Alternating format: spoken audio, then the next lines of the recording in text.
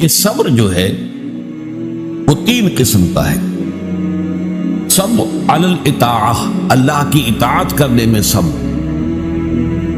فجر کی نماز کے لیے اٹھنے کے لیے اس وقت چونکہ بڑی نیند گہری آئی ہوئی ہوتی ہے، رات بھر اگر کوئی مریض پریشان رہا ہو اور بے چین رہا، اس وقت اسے نیند آ جاتی ہے، اس وقت نیند کو توڑ کر اٹھنا واقعہ یہ ہے کہ اس کے لیے صبر کی۔ پھر یہ کہ مئی جون کے مہینوں میں روزہ رکھنا بڑے صبر کی بات۔ تو صبر علی الاطاعہ، اللہ کے احکام کی پیروی اور اطاعت کرنے میں یہ صبر ہے۔ دوسرا ہے صبر علی المعصیہ، گناہوں سے بچنے کے لیے صبر۔ آدمی دیکھ رہا ہے کہ میں اگر اپنا وعدہ توڑ دوں تو مجھے بہت نفع ہو جائے گا، لیکن یہ معصیت ہے، اس سے رکنا تو اپنے نفس کو تھامنا ہوگا کہ وہ نفع کو نظر انداز کر دے اور اپنی بات پر جمع رہے۔ یا کوئی اور نفسانی خواہش ہے وہ ابھرتی ہے تو اس کو روکنے کے لیے انسان کے اندر طاقت چاہیے، یہ صبر۔ تیسرا صبر جو ہے وہ ہے صبر علی الابتلاء، آزمائش پر صبر۔ اللہ تعالیٰ کی طرف سے یہ ہمیشہ کا ایک قاعدہ ہے، قانون ہے کہ جو لوگ بھی ایمان کا دعویٰ کریں ان کو جانچا جاتا ہے، پرکھا جاتا ہے، امتحانات میں سے گزارا جاتا ہے، آزمائشوں کی بھٹیوں میں سے گزارا جاتا ہے۔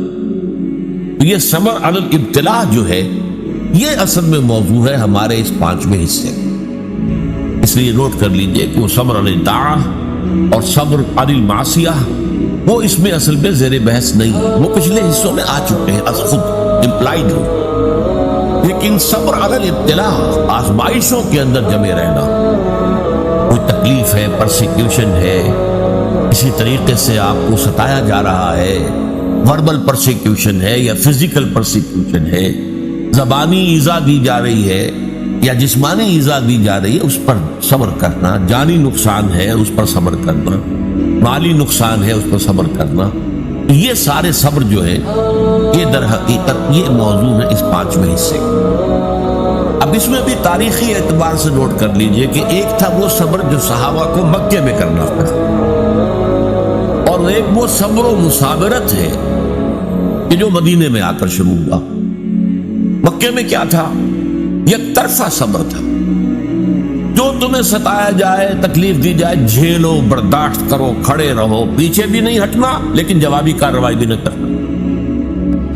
میرے نزدیک یہ صبر جو ہے یہ زیادہ مشقت طلب تھا، یہ صبر زیادہ مشکل ہے۔ جہاں آپ کو اجازت ہو کہ کوئی آپ کو برا کہے آپ بھی جواب میں برا کرے، کوئی آپ کو اینٹ مارے آپ پتھر دے مارے، تو ظاہر بات ہے کہ وہاں بھی صبر کی ضرورت تو ہے، لیکن یہ کہ آدمی کا ٹھنڈا ہو جاتا ہے دل کہ میں نے بھی بدلہ لے لیا ہے، میں نے بھی پتھر مار لیا ہے۔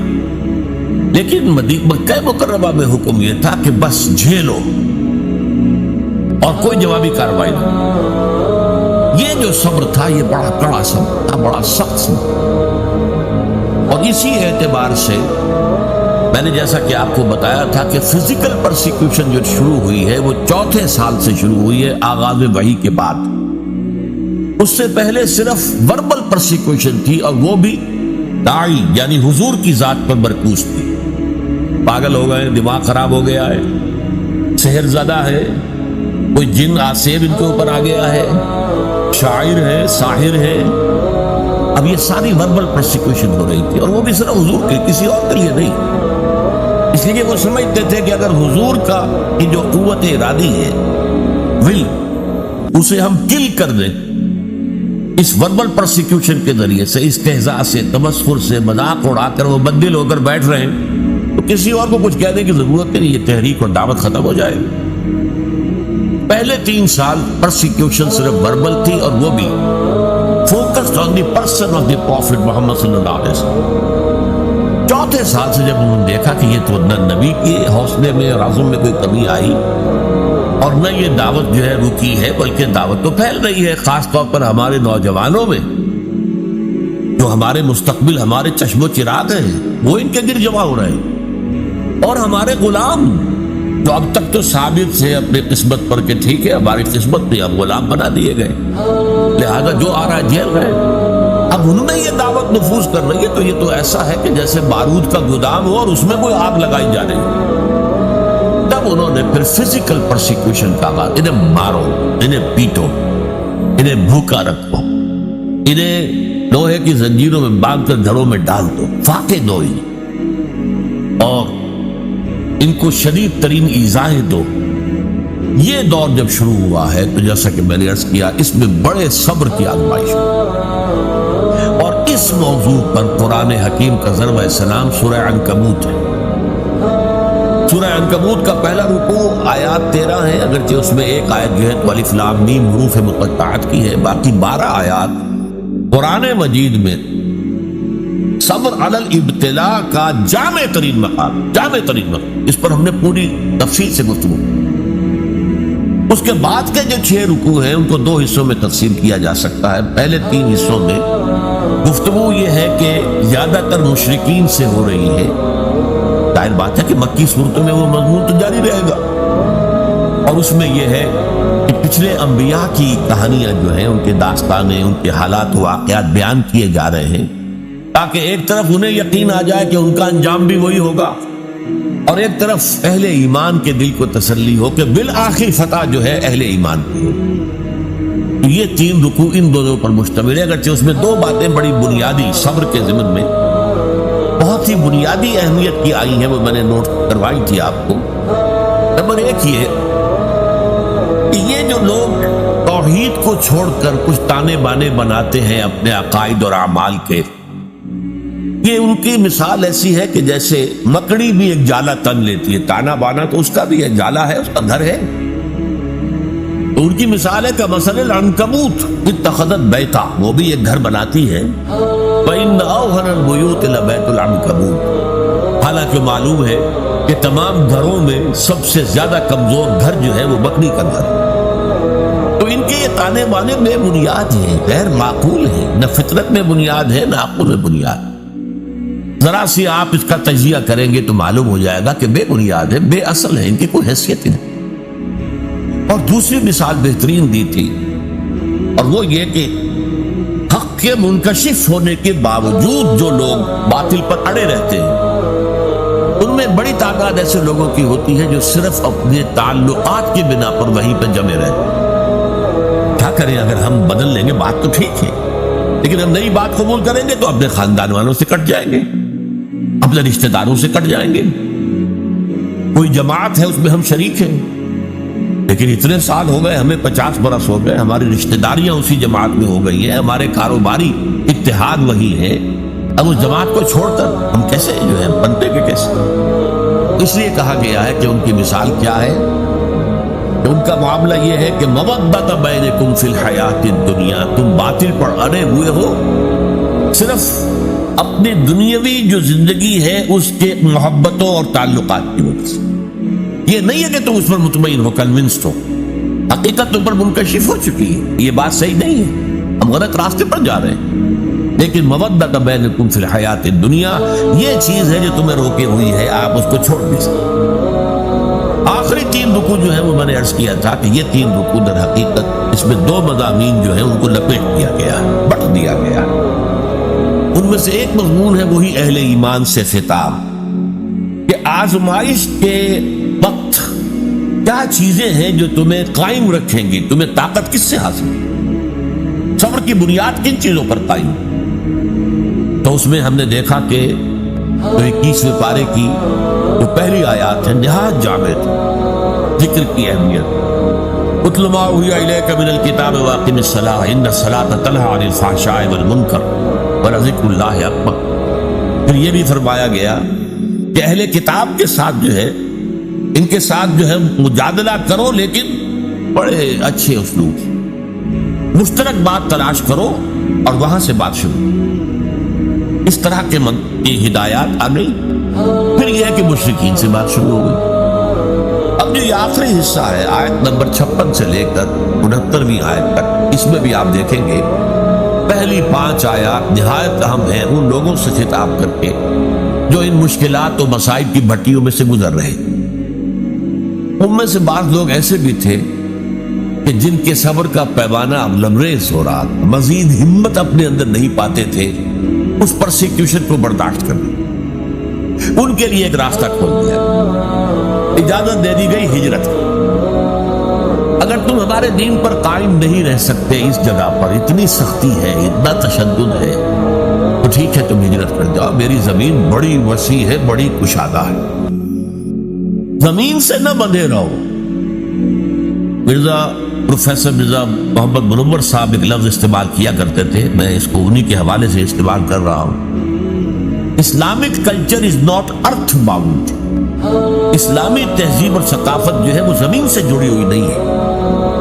ایک ہوتا زمین، بھارت ماتا، ہم سب بھارت کی اولاد ہیں، سنز آف دی سوئل، ہمارا تعلق نظریات سے ہے، اللہ سے ہے، ایمان سے ہے، اس بنا پر ہماری ایک جمعیت ہے۔ ان کی جمعیت کا ہے ملک و نسب پر اعتبار، اور قوت دین سے ہے مستحکم جمعیت تیری، اس اعتبار سے مسلمان جو ہے وہ ارتھ باؤنڈ نہیں ہے۔ اگر ایک جگہ پر رہتے ہوئے تم دین پر نہیں چل سکتے، چھوڑو اس جگہ کو، دفع کر دو اسے، اور چاہے کہیں اور چلے جاؤ۔ لیکن ساتھ ہی کچھ اور باتیں بھی کہہ دی گئی، تو یہ در حقیقت اور یہ موقع کیا تھا؟ اسی کے بعد ہجرت حبشہ ہوئی ہے کہ بہت سے لوگ جو ہے حضور کی اجازت سے وہ مکے کو چھوڑ کر اور حبشہ کی طرف چلے۔ لیکن یہ ہجرت صرف اس کے اندر صرف ایک چوائس دیا گیا تھا، ایک اجازت دی گئی تھی، یہ ہجرت واجب نہیں تھی۔ اس کے بعد جو ہوئی ہے 7 سال کے بعد ہجرت مدینے کی، وہ واجب تھی۔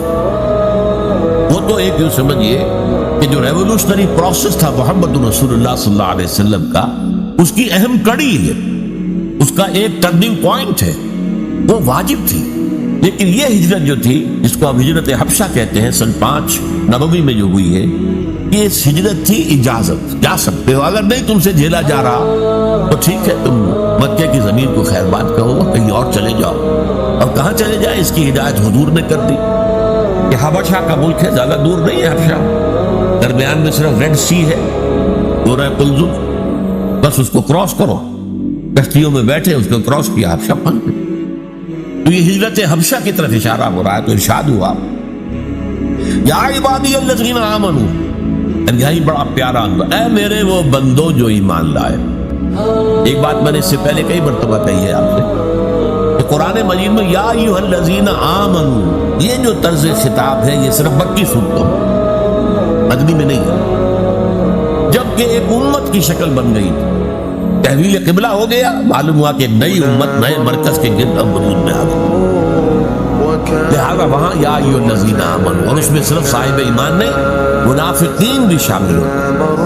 پورے قرآن میں کہیں منافقین کو نہیں کہا گیا یا ایھا الذین نافقوا، وہ بھی اپنے ایمان کے مدعی تھے، انہیں ایک مسلمان سمجھا جاتا تھا، اس لیے یا ایھا الذین آمنوا میں دونوں کور ہو گئے۔ قرآن مجید میں 32 صورتوں میں یا ایھا الذین آمنوا کا لفظ صرف ایک صورت میں آیا ہے، اور وہ صورت ہے کہ جس کے بارے میں اختلاف ہے کہ وہ مکی ہے یا مدنی، وہ سورہ حج ہے۔ اس کے بارے میں یہ رائے بھی ہے کہ وہ مکی ہے، اور یہ رائے بھی ہے کہ مدنی، اور اس کی بعض آیات جو ہے جن سے محسوس ہوتا ہے کہ وہ مدنی ہے، وہ اصل میں میرے نزدیک برزخی آیات ہیں، نہ مکی نہ مدنی، یعنی حضور کے سفر ہجرت کے دوران نازل ہوئی۔ مکہ آپ چھوڑ چکے، مدینہ ابھی پہنچے نہیں، دوران میں سفر جو آیات نازل ہوئی اس کو میں برزخی کہہ رہا ہوں۔ تو دنیا اور آخرت کی زندگی کے درمیان ایک مرحلہ ہے برزخی، ایسے ہی یہ مکی اور مدنی کے درمیان۔ پر اس کے علاوہ پوری مکی صورتوں کے اندر، ویسے وہ صورت بحیثیت مجموعی میرے نزدیک مکی ہے، لیکن اس کی وہ آیات جن کی بنا پر لوگوں نے یہ گمان کیا کہ مدنی ہے، وہ میرے نزدیک برزخی ہیں، یعنی مکی اور مدنی کے درمیان۔ باقی اگر مکی صورت میں خطاب ہوتا ہے تو یا عبادی الذین آمنوا، یا عبادی الذین اسرفوا، اور یہ بڑا ہی محبت آمیز، اے میرے وہ بندو جو ایمان لائے۔ اب اس سے زیادہ التفات اور عنایت اور توجہ، اپنائیت جسے کہ اے میرے وہ بندو، اسی کی ایک مثال آپ کو ملتی ہے سورہ زمر میں، قل یا عبادی الذین اسرفوا علی انفسہم لا تقنطوا من رحمت اللہ، اے نبی ان سے کہہ دیجیے اے میرے وہ بندو جنہوں نے اپنے اوپر ظلم کیا ہے، کوئی گناہ کمائے ہیں، کوئی معصیت کا ارتکاب کیا ہے تو جان لو کہ تمہارا رب جو ہے وہ رحیم ہے، تواب، وہ تو تمام گناہ معاف کر دے گا۔ لا تقنطوا، مایوس نہ ہو جانا اس کی رحمت سے۔ یا عبادی الذین اسرفوا لا تقنطوا من رحمت اللہ انہ یغفر الذنوب جميعا، سارے گناہ حدیث میں آتا ہے کہ تو جتنے گناہ بھی ہو معاف کر دو، آنے والے توبہ کرو پھر اس کے ساتھ آنے واحد میں سب نسیاں منسیاں ہو جائیں گے جیسے کہ توجہ آئی۔ وہی انداز ہے یا عبادی الذین آمنوا ان ارضی واسعۃ، دیکھو ہماری زمین بہت کشادہ، صرف مکہ ہی تو نہیں ہے رہنے کی جگہ، ارضی واسعۃ۔ ہاں عرب کے اندر جو ہے سارے علاقے وہ قریش کے تابع تھے، لہذا قریش کے مقابلے میں پناہ دینے والا کوئی قبیلہ نہیں، لہذا عرب کی سرزمین تو اپنی وسعت کے باوجود تنگ ہو چکی۔ البتہ عرب سے باہر پوری دنیا پڑی ہے، جاؤ، لیکن ڈٹے رہو، ایمان سے پیچھے نہ۔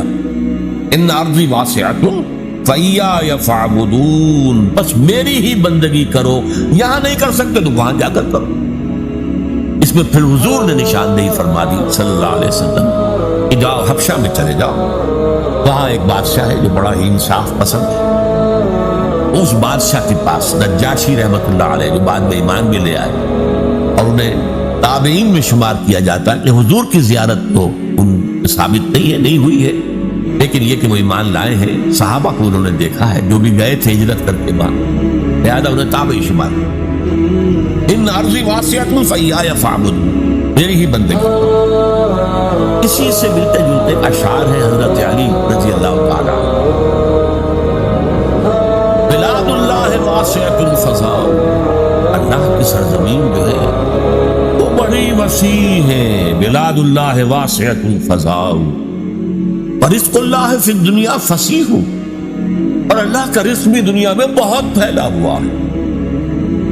فقل لقائل القاعدین علی ہوان، تو ذرا جو لوگ بے عزتی بے غیرتی کی وجہ سے بھی رہ رہے ہیں کسی جگہ، ایک جگہ رہ رہے ہیں اگرچہ بے عزتی ہو رہی ہے، توہین ہو رہی ہے، اہانت ہو رہی ہے، ان کی حمیت کو کچلا جا رہا ہے۔ فقل للقاعدین علی ہوان، اس توہین آمیز روش کے باوجود جو وہاں بیٹھے ہوئے ہیں ان سے کہہ دو، فقل للقاعدین علی ہوان اذا ضاقت بکم ارض فسیحوا، اگر کوئی ایک زمین تم پر تنگ پڑ جائے تو چھوڑو اس کو، کہیں اور چلے جاؤ، اپنی عزت نفس کی حفاظت، اور یہاں معاملہ ایمان کا ہے، اپنے ایمان کی حفاظت۔ یا عبادی الذین آمنوا ان ارضی واسعۃ فإیایا فاعبدون کل نفس ذائقۃ الموت ثم الینا ترجعون۔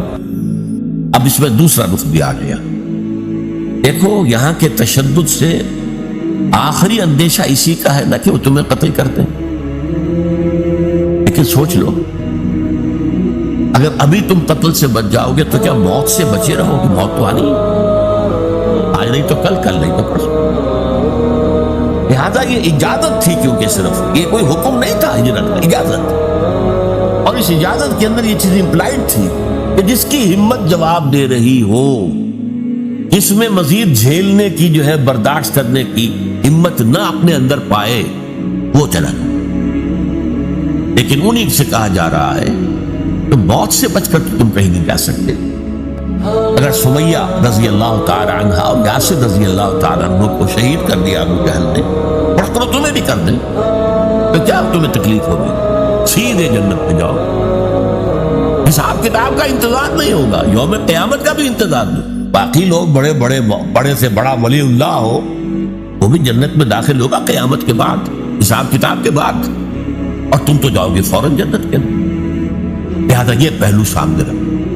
اب دیکھیے میں نے عرض کیا تھا پہلے رکوع کے درس میں کہ دو چیزیں اس میں ساتھ ساتھ چل، دلجوئی بھی اور ڈانٹ ڈپٹ۔ یا دلجوئی کا پہلو کیا ہے؟ ٹھیک ہے بھائی، اگر برداشت سے باہر بات ہو رہی ہے تمہارے تو جاؤ، تمہیں اجازت ہے، تم ہجرت کرو۔ بات یہ بھی کس چیز سے ڈر کر جا رہے ہو؟ موت سے، موت تو آنی ہے، کل نفس ذائقۃ الموت ثم الینا ترجعون، پھر ہماری طرف تمہیں پلٹنا ہے، لوٹا دیا جائے گا۔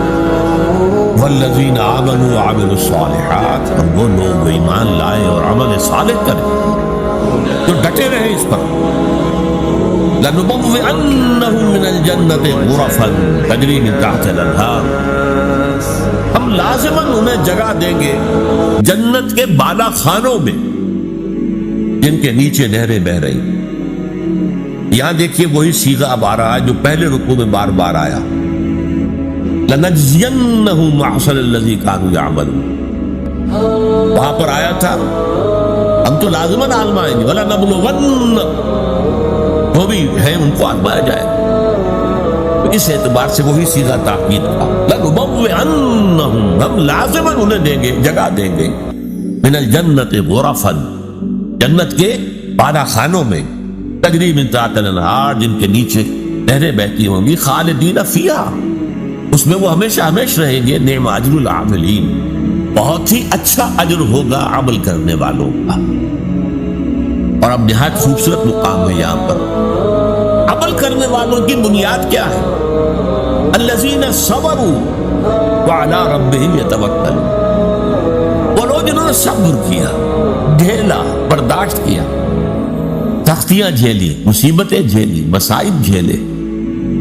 جبکہ مکے کی گلیوں میں گھسیٹا جا رہا تھا حضرت بلال کو، اور جیسے جانور کی لاش گھسیٹی جاتی ہے، کھینچ کر لائی جاتی ہے، اسی طریقے سے ایک زندہ انسان، پوشت کا انسان، اور اس کے گردن میں رسی ڈال کر دے دی ہے چھوکروں کو، گھسیٹو اس کو گلیوں کے. اور ظاہر بات ہے کہ وہ گلیاں کوئی پیومنٹ تو نہیں تھے، وہاں پر کوئی سڑکیں تو نہیں. کونے رکھنے والے جو ہے وہ کیلے پتھر جسم ادھڑ رہا، انم خون ہے. پھر سینے کے اوپر ایک بھاری پتھر رکھ دیا گیا، دھوپ میں ڈال کر. اوپر سے وہ آسمان جیسے آگ برس رہی ہے، ادھر سینے پر پتھر. سانس لینا مشکل سے سانس لے رہے ہیں، لیکن ساتھ ساتھ کہہ رہے ہیں احد احد احد احد. ایک ہی کو مانتے اور کسی کو نہیں. الذین صبروا، ان لوگوں نے صبر کیا. وعلی ربہم یتوکلون، اور جو اپنے رب ہی پر توکل کرتے رہے. ہمارا پروردگار ہی ہمارے لیے راستے کھولے گا، ہمارا پروردگار ہی آخر میں ہماری مدد کرے گا، ہمارا پروردگار جو ہے ہمیں کامیابی نصیب فرمائے گا. علی ربہم یتوکلون. وَکَأَيٍّ مِّن دَابَّةٍ لَا تَحْمِلُ رِزْقَهَا، اور کتنے ہی چوپائے ہیں زمین میں تم دیکھتے ہو، وہ اپنا رزق اٹھائے تو نہیں پھرتے. یہ پرندے جو ہیں، کیا ان کا رزق ان کے پاس کور میں کہیں ہوتا؟ حضرت مسیح کا ایک بڑا پیارا جملہ ہے سرمن آف دی ماؤنٹ میں. کیوں فکر کرتے ہو، اپنے حواریین سے کہہ رہے، کیوں فکر کرتے ہو کہ کیا کھائیں گے؟ تم جنگل کی چڑیوں کو نہیں دیکھتے کہ وہ خالی پیٹ اپنے گھونسلوں سے نکلتی ہیں اور شام کو آسودہ ہو کر واپس آتی ہیں؟ ان کے پاس کہیں کوئی جمع تو نہیں ہے، کوئی ذخیرہ تو نہیں ہے گندم کا یا کسی اور چیز. جو تمہیں، جو آسمان کے پرندوں کو کھانے کو دیتا ہے، کیا وہ تمہیں نہیں دے گا؟ یہ خوبصورت انداز. کیوں فکر کرتے ہو کیا پہنو گے؟ جنگل کی سوسن کو نہیں دیکھتے کہ جس قدر شاندار لباس اللہ نے اسے دیا ہے، رنگین. سلیمان بھی اپنی ساری شان و شوکت کے باوجود ویسا ملبس نہ تھا، ویسا لباس اس کے پاس بھی نہیں. تو جو جنگل کی گھاس کو لباس دیتا ہے، جو آج ہے اور کل جھونک دی جائے گی آگ میں، کیا وہ تمہیں لباس نہیں پہنائے؟ یہ ہے توکل اللہ کی ذات. وَكَأَيٍّ مِّن دَابَّةٍ لَا تَحْمِلُ رِزْقَهَا اللَّهُ يَرْزُقُهَا وَإِيَّاكُمْ. اللہ ہی انہیں بھی رزق دیتا ہے، تمہیں بھی دے گا. کیوں فکر کرتے ہو کہ کل کیا کھائیں؟ آج جس نے تمہیں رزق دیا وہ کل بھی دے. تمہیں اس کے اوپر توکل کرو، اعتماد کرو. وَهُوَ السَّمِيعُ الْعَلِيمُ، اور وہ سب کچھ سننے والا ہے، سب کچھ جاننے والا ہے. یہ 5 آیات بھی یوں سمجھیے کہ اس صبر کے موضوع پر، جو صبر کے اس وقت مکی دور میں تھا، یک طرفہ صبر، ایک ہے 2 طرفہ صبر. وہ آئے گا مدنی صورتوں میں جب ہم پڑھیں گے، سورہ بقرہ، سورہ آل عمران. لیکن یہ ہے یک طرفہ صبر، جو آئے جھیلو، برداشت کرو، لیکن کوئی جوابی کارروائی نہیں.